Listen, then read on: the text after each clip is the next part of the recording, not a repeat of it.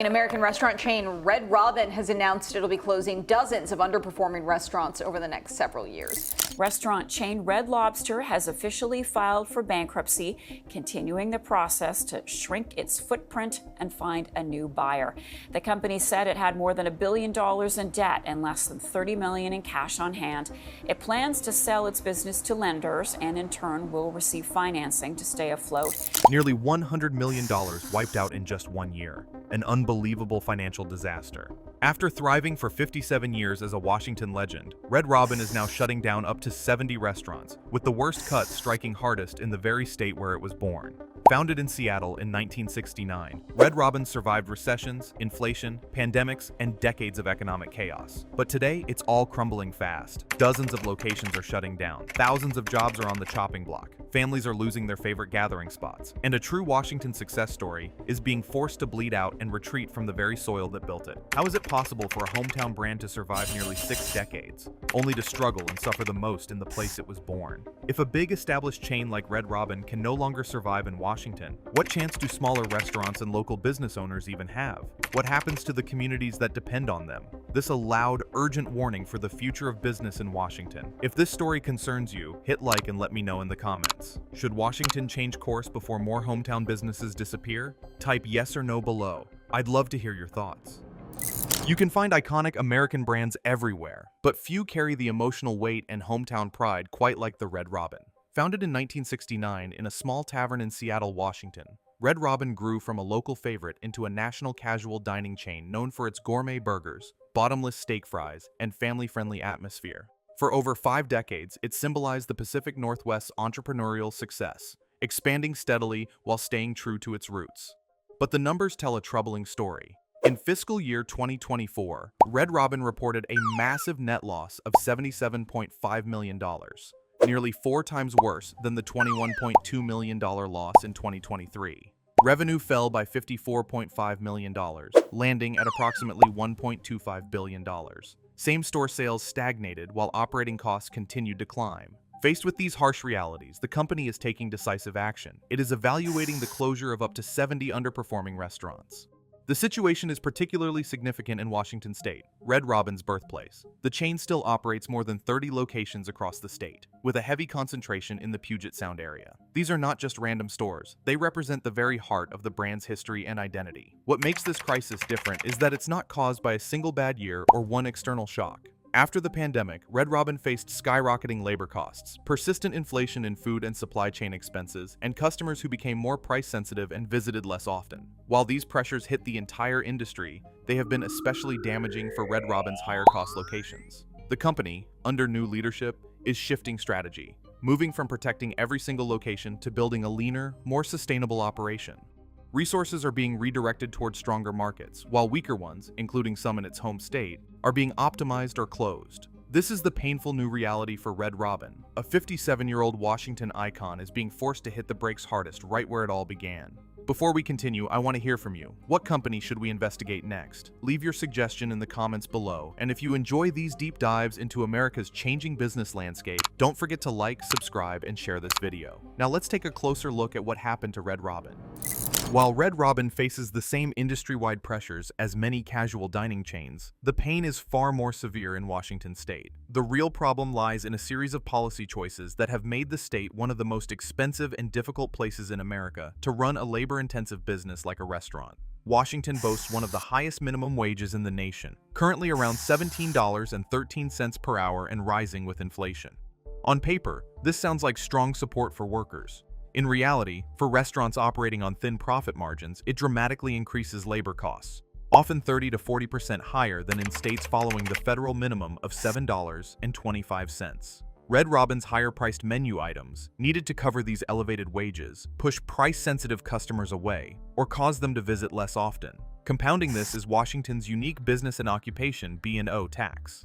Unlike most states that tax profits, Washington taxes gross receipts, meaning businesses pay even when they are losing money. For a restaurant chain, this gross receipts tax applies before deducting major expenses like food costs, rent, or those already high wages. Recent increases have made it even more burdensome, especially for service-oriented businesses. According to the Tax Foundation's 2026 State Tax Competitiveness Index, Washington ranks near the bottom, 45th overall, largely because of this structure and other tax complexities. High commercial real estate costs, especially in the Puget Sound region, strict labor regulations, elevated energy prices, and complex permitting processes create additional layers of pressure. Operators must overcome these elevated baseline costs before they can even hope to turn a profit. The result? Many locations simply cannot generate enough revenue to justify staying open. Compare this to more business-friendly states like Texas, Florida, and Nevada. These states maintain lower overall tax burdens, reasonable minimum wages tied closer to the federal level, and lighter regulatory environments. They don't punish businesses with gross receipts taxes. As a result, restaurant chains can operate more profitably, keep prices competitive, and reinvest in growth. It is no coincidence that Red Robin and many other chains are shifting expansion plans and resources toward these states while scaling back in high-cost markets like Washington. This is not an accident of geography or bad luck. It is the predictable outcome of years of policy decisions that prioritize higher mandated costs and heavier government intervention over economic competitiveness. Policymakers in Olympia have repeatedly chosen to expand social programs, increase wages and taxes, and add regulations, all with good intentions, but without sufficiently considering the impact on the very businesses that create jobs and generate tax revenue. For a company like Red Robin, born and raised in Washington, these structural disadvantages are especially damaging. The same policies that were meant to help working families are making it harder for local icons to survive in their home state. Labor costs consume a much larger share of revenue here than in Texas or Florida. When combined with the B&O tax and other burdens, many locations cross into unsustainable territory. The company's decision to close underperforming restaurants is not panic. It is a necessary adaptation to an environment where the basic economics no longer work. Washington's policy framework has quietly transformed from an asset into a serious liability for traditional brick-and-mortar businesses. This mismatch between policy goals and real-world outcomes explains why Red Robin, along with other chains, is being forced to retrench right where it started. The root cause is not poor management or changing consumer tastes alone. It is a set of flawed policies that have made Washington increasingly hostile to the very businesses it once celebrated. The closures aren't just numbers on a spreadsheet. They represent real pain spreading across Washington communities. When a longtime chain like Red Robin begins pulling back in its home state, the ripple effects touch workers, families, local suppliers, and the broader economy in ways that are hard to reverse. Each shuttered restaurant means immediate job losses. Servers, cooks, managers, and support staff suddenly find themselves without income. For many, these were stable positions with flexible hours that supported families, students, and working parents. In a state where the restaurant industry employs tens of thousands, repeated closures from multiple chains compound the damage. When one location closes, suppliers of fresh produce, meat, dairy, and beverages lose steady orders. Landlords face vacant commercial spaces that are difficult to fill, leading to declining foot traffic in shopping centers and neighborhood strips. The impact goes far beyond the restaurant walls. These locations have long served as community hubs. Places for family celebrations, first jobs for teenagers, and casual meetups after school or work. Their disappearance quietly erodes the social fabric of towns across the Puget Sound region, Spokane, and beyond. What was once a vibrant gathering spot becomes another empty storefront with "for lease" signs, signaling decline to residents and potential investors alike. On a larger scale, Washington is witnessing an accelerating trend. Red Robin is not alone. Starbucks, the state's most iconic homegrown brand, has closed dozens of underperforming stores in Washington as part of its national restructuring. Chains like Denny's and others have also optimized or exited locations in high-cost areas. Surveys from local restaurant associations show operators in Seattle and surrounding areas reporting reduced hours, staff layoffs, and menu price increases just to survive. Many locations that once thrived now struggle because elevated operating costs have outpaced what customers are willing or able to pay. This wave of retrenchment directly hurts state and local finances. Fewer restaurants mean less sales tax revenue, lower business and occupation tax collections, and reduced income taxes from laid-off workers. At a time when Washington already faces significant budget pressures and deficits, losing reliable revenue from a major service industry adds another burden. Cities and counties that depend on vibrant commercial districts see their tax bases weaken, making it harder to fund schools, infrastructure, and public services. The most damaging consequence may be the signal it sends to the broader business community. When a 57-year-old Washington-born brand is forced to scale back dramatically in its birthplace, it tells other companies and investors that the economics here are increasingly unfavorable. Expansion plans that might have targeted Tacoma, Bellevue, or Spokane are quietly redirected to states with lower costs and friendlier policies. Capital that could have created jobs in Washington flows elsewhere instead. Young entrepreneurs and franchisees think twice before opening new concepts here. This is the slow domino effect. One closure leads to reduced local spending, which leads to more pressure on remaining businesses, which leads to further optimization and exits. What begins as a strategic business decision for Red Robin becomes a structural shift for the entire sector. Neighborhoods lose vitality, workers lose opportunities, and the state loses momentum. Washington still possesses tremendous strengths: innovative companies, a skilled workforce, and natural beauty. But the heavy consequences unfolding today show how policy-driven cost pressures are undermining those advantages in traditional industries that employ everyday people. The pain is real, tangible, and growing. Without addressing the root issues, these individual closures risk becoming a permanent erosion of Washington's economic diversity and community strength. Before we move on, I want to hear from you. Have you seen restaurants, stores, or local businesses closing in your city recently? Share your experience in the comments below. And if you enjoy these deep dives into America's changing economy, please like, subscribe, and share this video. Now let's look at how Washington's leadership compares with states that are attracting businesses instead of losing them. At the center of Washington's challenging business environment stands Governor Bob Ferguson.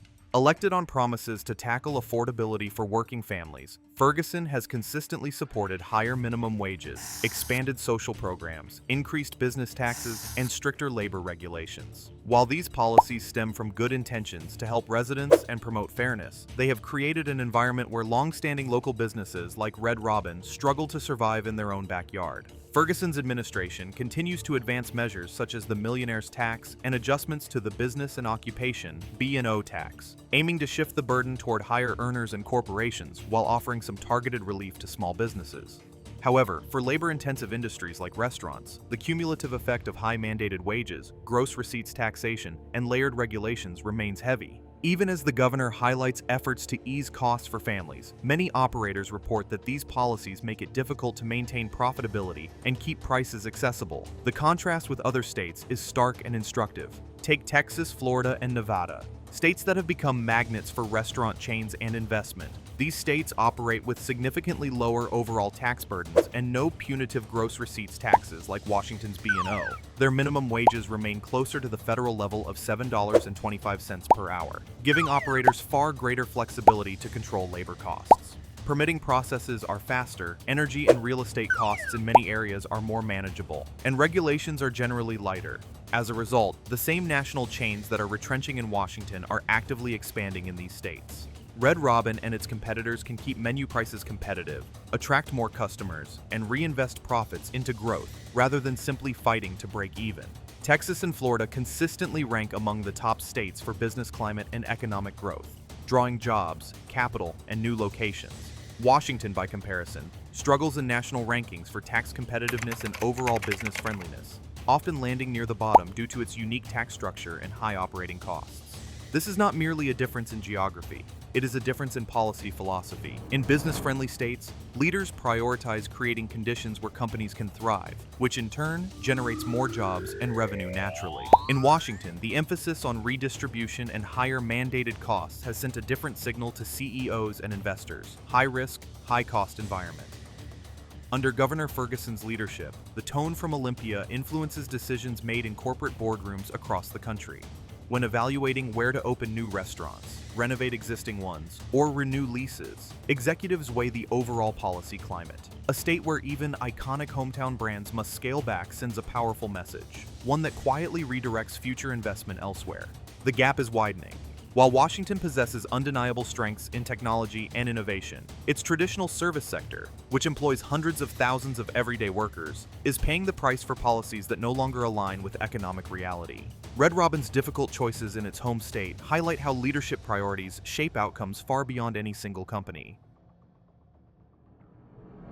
Red Robin's painful decision to scale back in its birthplace is more than a single company's story. It is a clear warning for Washington state, a 57-year-old icon that helped define the Pacific Northwest, is now being forced to retreat because the basic economics of doing business no longer work here. The contrast with other states could not be clearer. While Texas, Florida, and Nevada continue to attract new restaurant openings, expansions, and investments through lower taxes, reasonable labor costs, and business-friendly policies, Washington is quietly watching longtime brands optimize or exit. The same national chains thriving in those states are contracting here. This is not coincidence. It is the direct result of policy choices that prioritize higher costs and heavier regulations over competitiveness. The lesson is powerful and urgent. Good intentions alone are not enough. Policies that raise operating costs beyond what customers can support and what businesses can sustain ultimately destroy the very jobs and opportunities they aim to protect.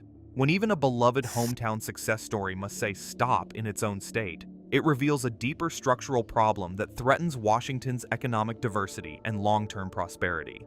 Washington still holds incredible advantages: talented people, innovation, and natural beauty. But these strengths will not automatically translate into broad-based opportunity if traditional industries keep shrinking. The state must learn from its more successful peers and make meaningful changes to reduce unnecessary burdens, improve tax competitiveness, and create an environment where local businesses can grow again rather than merely survive. The choice belongs to Washington's leaders and citizens. Will the state continue down a path that drives investment away, or will it adapt to keep homegrown success stories like Red Robin thriving where they belong? What do you think? What specific, practical steps should Washington take right now to reverse this trend and support local businesses instead of watching them leave? Share your thoughts in the comments below.